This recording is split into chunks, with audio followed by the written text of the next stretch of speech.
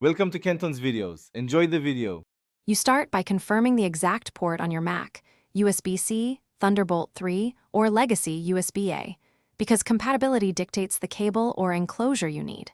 Next, pick an enclosure or cable that supports your SSD type, NVMe versus SATA.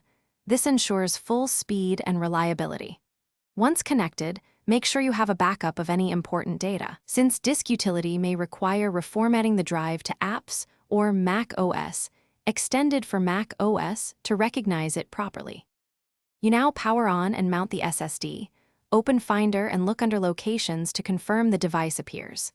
If it does, launch Disk Utility. Select the physical SSD, click Erase, and choose apps for modern Mac OS or Mac OS Extended if needed for older systems. Make sure to set the scheme to GUID partition map so the Mac can boot or use the drive. Once formatted, rename the volume and click Done. The SSD should then be immediately accessible in Finder. You finish by ejecting the SSD properly, use Finder or Disk Utility to avoid corruption, and then reconnect to verify stable performance. If the drive fails to mount, reset the Mac's SMC or NVRAM and try a different cable or enclosure.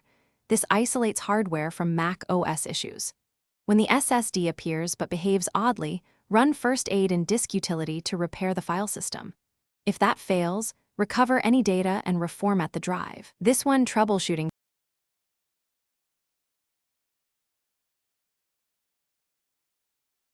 Thanks for watching. Consider subscribing if we helped you.